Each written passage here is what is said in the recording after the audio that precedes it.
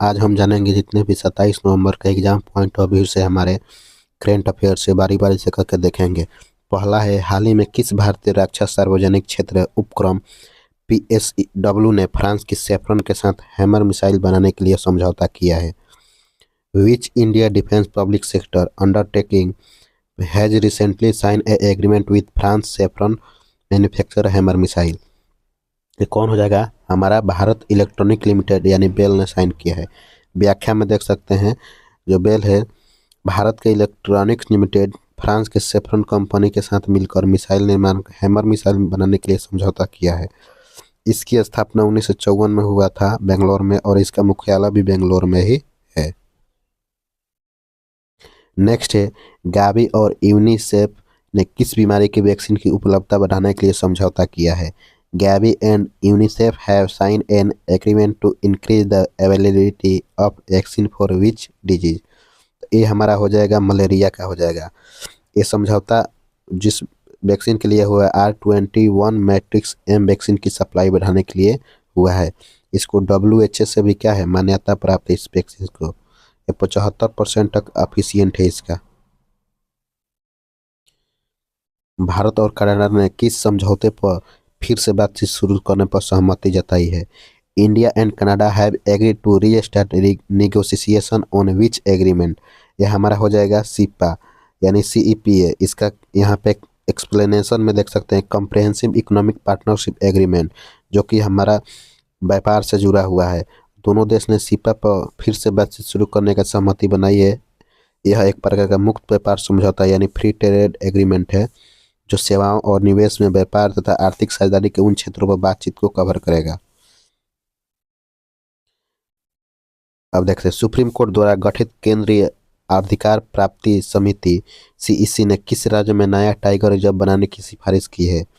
The central empowered committee CEC constituted by the Supreme Court has recommended the creation of a new tiger reserve in which state? इसका सही उत्तर हो जाएगा गोवा। आप यहाँ पर देख सकते हैं, CEC ने गोवा में नया टाइगर रिजर्व स्थापित करने का सिफारिश किया है। गोवा 56वां संविधान संशोधन अधिनियम ने गोवा का 25वां राज्य बनाया था, यानी जो 30 मई 1987 से प्रभावी में आया। इसके मुख्यमंत्री है डॉक्टर प्रमोद सावंत। राजधानी है पणजी। 100% साइबर धोखाधड़ी प्रक्रिया प्रणाली वाला भारत का पहला राज्य बना है। पूरी करात्मक साक्षरता हासिल करने वाला दूसरा राज्य बना है। 10वें आयुर्वेद दिवस का भी आयोजन यहीं पे हुआ है। भारत का पहला एकीकृत न्यूरो पुनर्वास केंद्र यहीं पे है। राज्यपाल इसके हैं अशोक गजपति राजू। ठीक है। पंजाब के CM भगवत सिंह मान ने किस स्थान पर नवे गुरु श्री गुरु तेज बहादुर जी के नाम पर एक विश्वविद्यालय स्थापित करने की घोषणा की है? पंजाब CM भगवत मान Singh has announced the establishment of a world-class university in the name of the 9th Guru Shri Guru Tej Bahadur ji at which place? तो ये कहाँ पर खोला जाएगा? आपको देख सकते हैं, श्री आनंदपुर जो साहिब है वहीं पे इसको खोला जाएगा। पंजाब के मुख्यमंत्री भगवत सिंह मान हाल ही में एक किए हैं, और ये इनके दिवस के उपलक्ष्य में आयोजित कार्यक्रम में उन्होंने ये बात की, यानी 350वें जो उनका डेट ऑफ बर्थ था उसी पर इसको घोषणा किया गया है। भगवत मान सिंह कहाँ किस पार्टी से हैं? आम आदमी पार्टी से मुख्यमंत्री पंजाब में बने हैं। भारत में राष्ट्रीय दुग्ध दिवस कब मनाया जाता है? ये मनाया जाता है 26 नवंबर को मनाया जाता है। भारत में श्वेत क्रांति के जनक माने जाने वाले डॉक्टर वागिज कुरियन की जयंती के उपलक्ष्य में इसे 26 नवंबर को राष्ट्रीय दुग्ध दिवस के रूप में मनाया जाता है।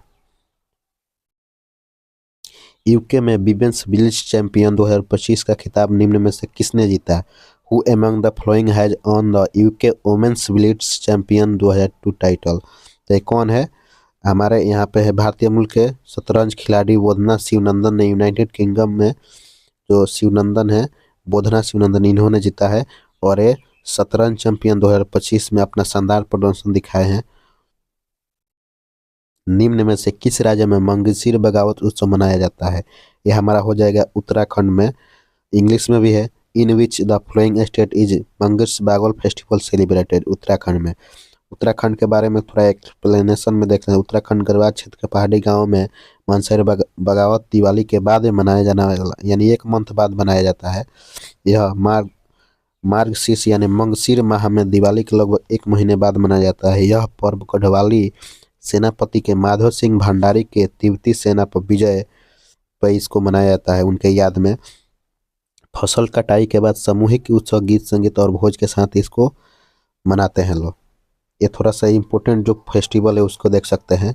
रुलंग्स उत्सव हिमाचल प्रदेश, उद्धव उत्सव ग्वालियर में, खुबनी बलन लद्दाख में, चेरी बल्स मेघालय में, हेरत फेस्टिवल जम्मू कश्मीर, खजुराहो फेस्टिवल मध्य प्रदेश में, ओणम केरल में, पोंगल तमिलनाडु में, सोनपुर मेला बिहार में, बीकानेर ऊंट महोत्सव राजस्थान में, बथकुमा फेस्टिवल तेलंगाना फूलों का त्यौहार है, हरेली और छछेरा महोत्सव छत्तीसगढ़ में, नागा मिर्च महोत्सव नागालैंड में, सरहुल फेस्टिवल झारखंड में, सरकारा फेस्टिवल तेलंगाना में, गीता महोत्सव हरियाणा में, चेरा ओबा उत्सव मणिपुर में, सिरुलिली महोत्सव मणिपुर में, एसांग महोत्सव मणिपुर में, मोनालो उत्सव तेलंगाना में, कचाई लेमन मणिपुर में, मोढोरा डांस फेस्टिवल गुजरात में, पुष्कर मेला एवं जैसलमेर डेजर्ट फेस्टिवल राजस्थान में, हेमिल फेस्टिवल लद्दाख में, परशुराम कांड मेला अरुणाचल प्रदेश में, निगोह चाकुबा मणिपुर में।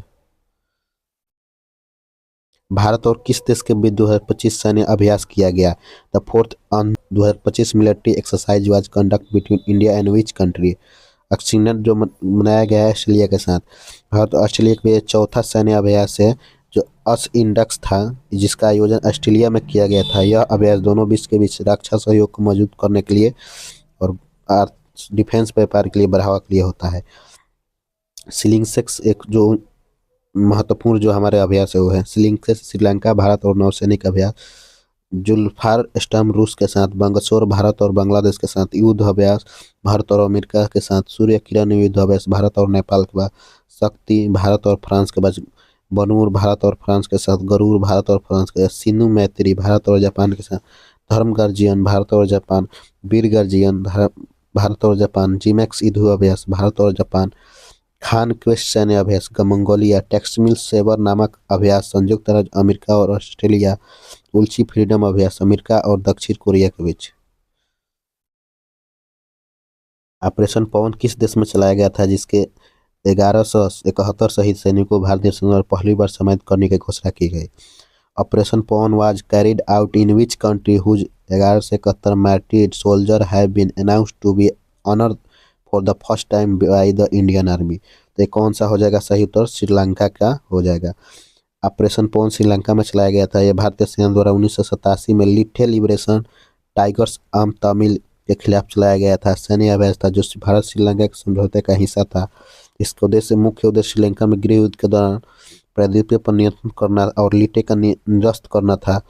यह अभियान 1987 में शुरू हुआ था। इसका उद्देश्य मुख्य लिट्टे को खत्म करना था। ऑपरेशन में भारतीय शांति सेना, इंडियन पीस कीपिंग फोर्स शामिल थी। में जारी global commitment to development index 2025 में भारत का कौन सा स्थान प्राप्त हुआ? What is the rank of India in the recently released global commitment of development index CDI 2025?